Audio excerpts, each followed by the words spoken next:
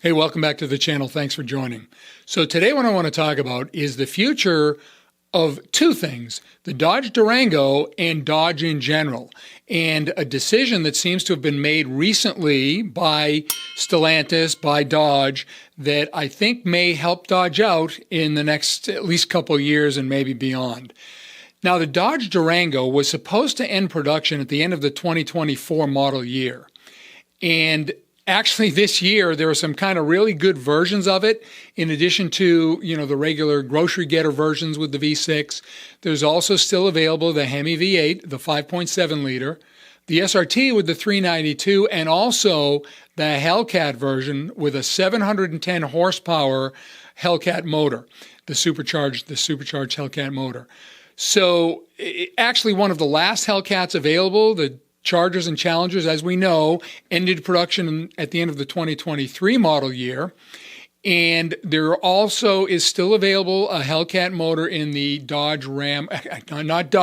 Ram TRX pickup truck. But that's going to end production at the end of the 2024 model year. So the new redesigned Durango, and some think it's going to be called a Stealth, not really 100% sure, is coming out sometime during the 2026 model year as a fourth generation Durango. But what happens in the meantime to Dodge? What does this mean? Right now, in the 2024 model year, we have a whole bunch of leftover 2023 Chargers and Challengers, so that's kind of propping up the sales numbers. We have the Durango, which is doing pretty well, and we have the Hornet. And the Hornet is not selling well at all. And of course, the Hornet isn't really a Dodge. It's a rebadged Alfa Romeo toenail, as I like to call it. And that is not going to carry us into the 2025 model year, because with the Dodge Durango ending production and probably our inventory levels of the 2023 Chargers and Challengers pretty much going near zero, Dodge is left with the Hornet, which is, again, selling horribly. So I think they finally made a decision that that's not going to fly. We can't wait on the Charger. Supposedly the new Charger's coming out as an EV at the end of the 2024 model year sometime. So that's later this year. And the EV market, as we know, has crashed, and the Charger with an EV only is not going to do well. There are probably going to be some early adopters who want to buy that, but it's not going to be a really big seller. And the Hurricane straight six twin turbo version of the Charger isn't coming out until next year, the 2025 model year. So again, we need some other products for Dodge to carry itself through. So again, the Durango looks like it's going to carry over into the 2025 model year. This is not something that was originally planned. So more good news, even though the Hemi V8 is pretty much kaput in the rest of the Dodge and Ram lines, it looks like it's going to still be available in the Durango through the 2025 model year. So that's great news. It looks like there are going to be fewer trim levels. From what I understand, there'll be the 5.7 liter V8 available, as well as, of course, the 6-cylinder versions, and also the Hellcat version still in the 2025 model year. So that's like huge news, because the Hellcat was to be no more at the end of 2024, because again, still available now as a 2024 in the Durango and in the TRX Ram truck. But now it looks like it's carrying over. So this again is really great news. I think finally Dodge leadership made some smart decisions, realizing that their sales numbers are going to be horrible in 2025, the 2025 model year, if they didn't have some kind of a big seller. So the Durango kind of guarantees that this is going to be the case through the 2025 model year. So another bit of information, it looks like they're going to be dropping the 392 motor, the SRT 392 in the 2025 model year. As I mentioned, fewer trim levels, so it'll only be available in the 6-cylinder models, as well as the 5.7 liter Hemi and the Hellcat in very, very limited productions. Now, there's another strategy. That I think Dodge is going for, and Stellantis in general, and that's to keep the V8 alive a little longer to see what happens in the November election. Because, of course, if the current administration carries over after November, then the EV mandate is pretty much a done deal. The war on internal combustion engines will continue and move forward, and the EPA has really unreasonable CAFE standards, and it will also continue with the carbon credits. So for those companies, for those manufacturers that want to keep going with the V8, they're going to have to buy carbon credits, which is just a ridiculous scheme, but they'll have to do that. And Stellantis doesn't want to buy carbon credits. So they have pretty much said, given the current trajectory of where the market is going and where government regulations are going, they are going to get rid of the V8 engine. That was already a done deal.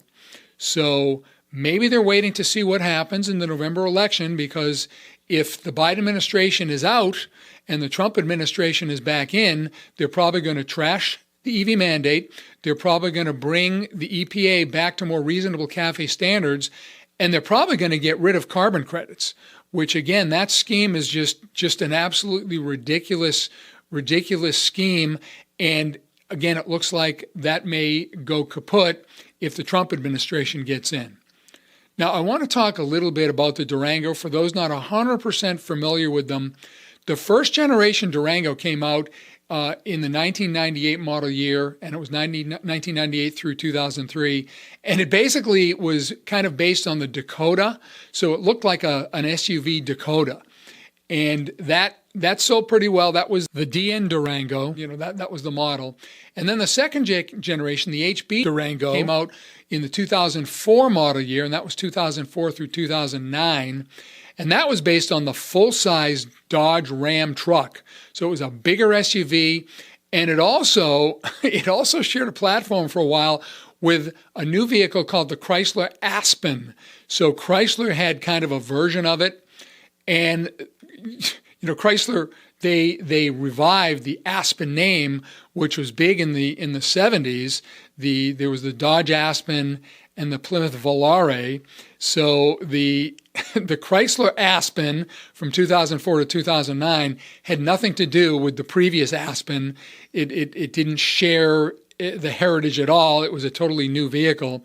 And by the way, there was a very short-lived hybrid version of the Dodge Durango, the second generation Dodge Durango and Chrysler Aspen, and they started to come out and started to build it.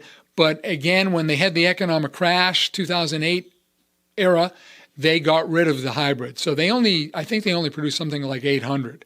So if any of you have a hybrid version of the second generation, the HP Dodge Durango or Chrysler Aspen, let me know. That'd be very interesting to hear about that.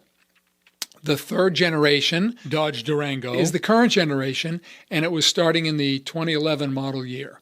And that basically shared production with the Jeep Grand Cherokee at the Jefferson North Assembly Plant in Detroit. So that's it. Now, the redesigned Dodge Durango, there's a lot of speculation what that's going to be based on, what that's going to look like. And many think it's going to be on the all-new STLA large platform, which is basically the underpinnings of the 8th generation Dodge Charger, the new Dodge Charger, which is it's a platform that allows for an all-electric, but also it allows for an internal combustion engine, and that is the Hurricane engine, the twin-turbo straight six Hurricane engine. And many think that will be the underpinnings also of the new Dodge Durango. That STLA large platform was meant to be more than just for the Charger. It was meant to be on multiple platforms, including an SUV. So that's probably the most likely scenario for the next generation, starting in 2026 model year of the Dodge Durango. Again, it will have probably an EV powertrain, as well as the 3-liter Hurricane, the inline twin-turboed Hurricane engine, the straight six. There's also some speculation, though, that the underpinnings may be that as shared with the Alfa Romeo Stelvio. I'm going to pronounce that right, the Stelvio. So to be sort of similar to the Hornet in that it will be really a rebadged Alfa Romeo. I think that's kind of less likely, but it is a possibility. I think it's going to be on that STLA large platform, and I think it or it may parallel again the new Grand Cherokee. The other monkey wrench thrown into the works is the fact that if the administration changes after the November election, it may also allow for the comeback of the V8 Hemi engine, at least for a while. So we'll see what happens with that. Let me know what you think about the Durango hanging around for another year, and also what you think regarding the next generation of the Dodge Durango. If you haven't already done so, please like this video, subscribe to my channel, and hit the notification bell. Those things help a lot. Thanks again. We'll see you next time. Take care.